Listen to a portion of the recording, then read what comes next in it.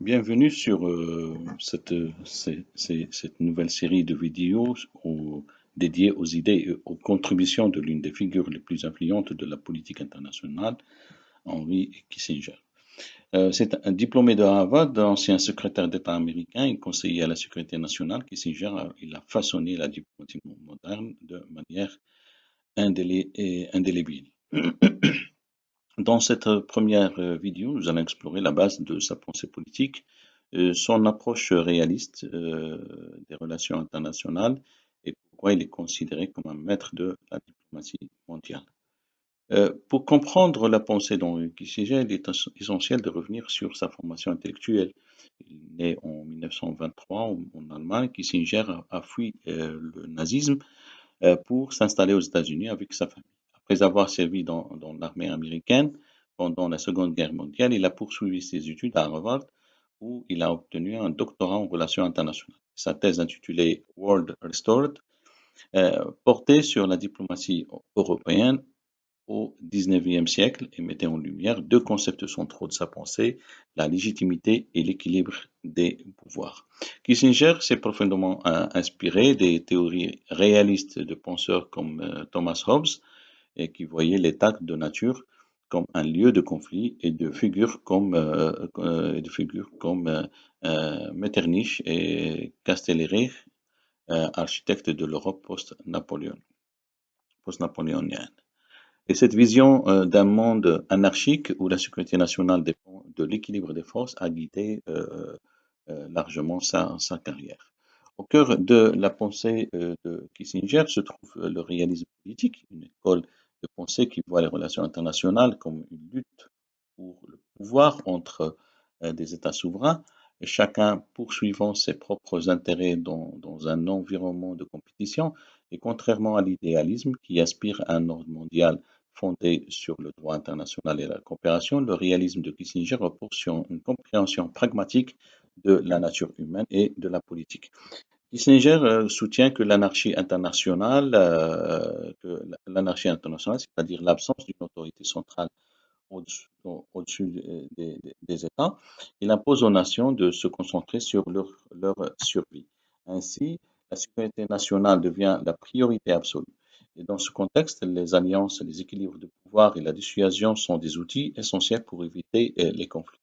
La morale et l'idéologie, bien qu'importantes, doivent souvent céder la place aux exigences de la politique, c'est-à-dire une politique fondée sur les réalités concrètes plutôt que sur les idéaux abstraits. Alors, l'influence de la diplomatie européenne du XIXe siècle est manifeste dans la pensée de Kissinger et son admiration pour des diplomates comme Metternich, l'architecte du Congrès de Vienne, est bien connu. Ce congrès, tenu après la chute de Napoléon, a rétabli un équilibre des pouvoirs en Europe, empêchant de nouveaux conflits majeurs pendant près d'un siècle.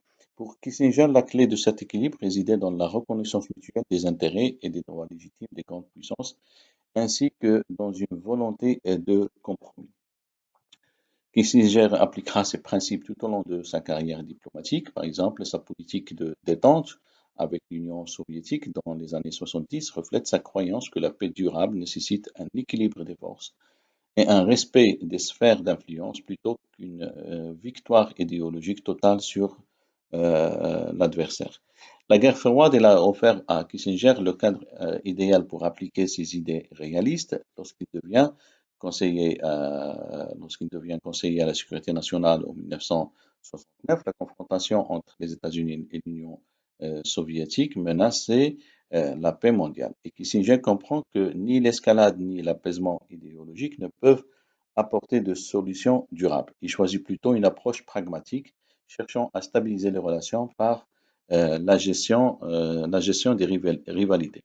Et c'est dans ce contexte que naît la politique de détente, une stratégie visant à réduire les tensions entre les superpuissances par le dialogue, la limitation des armements et la reconnaissance mutuelle des zones d'influence. La signature des accords SALT, Strategic Arms Limitation Talks en 1972 en est l'un des résultats les plus significatifs. Kissinger ne cherche pas à éliminer l'antagonisme, mais à le rendre gérable.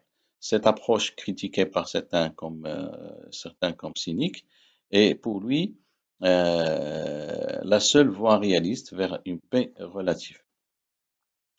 En parallèle, Kissinger développe une diplomatie triangulaire, exploitant les divisions entre l'URSS et la Chine pour renforcer la position stratégique des États-Unis. Cette manœuvre qui aboutit à la réouverture des relations sino-américaines en 1972 est un chef-d'œuvre de realpolitik et elle montre comment, dans un monde multipolaire, la flexibilité et le pragmatisme sont essentiels à la survie et à la sécurité nationale.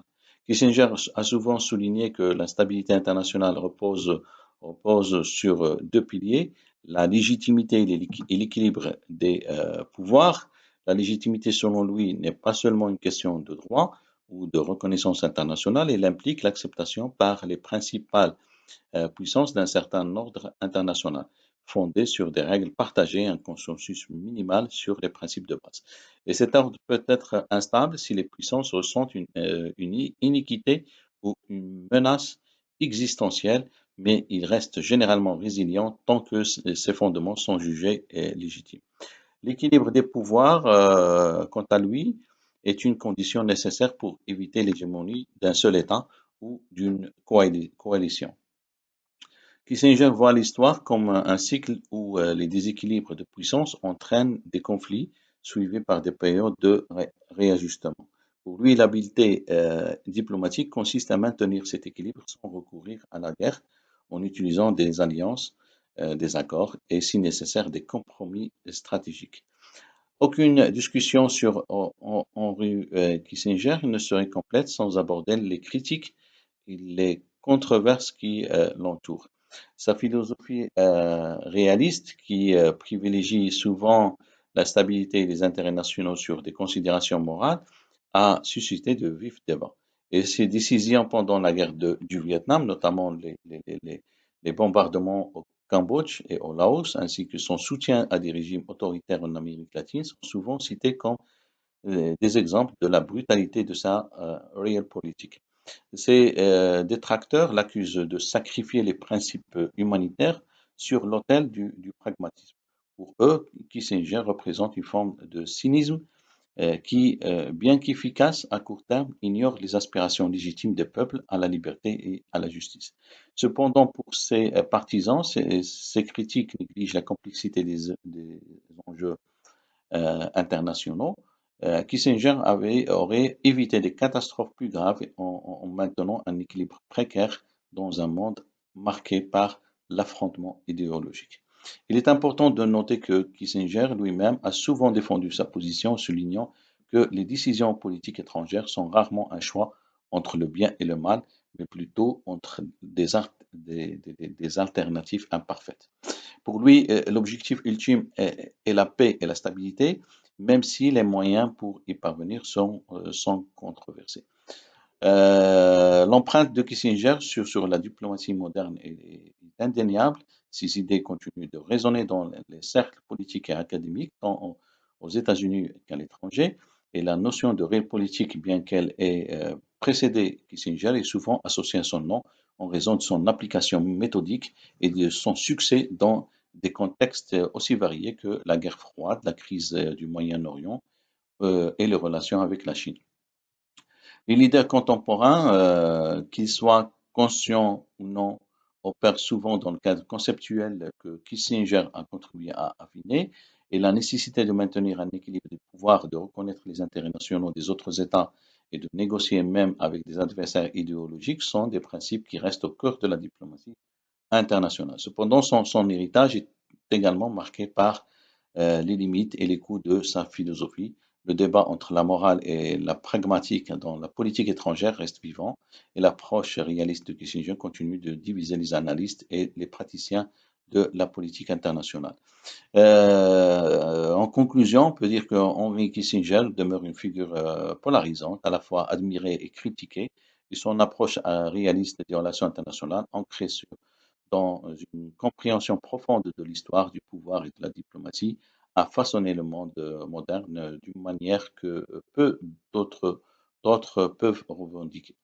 Que vous soyez d'accord ou non avec ces méthodes, il est indéniable que l'étude de ces idées offre des leçons précieuses sur la nature du pouvoir, la diplomatie et la gestion des conflits mondiaux.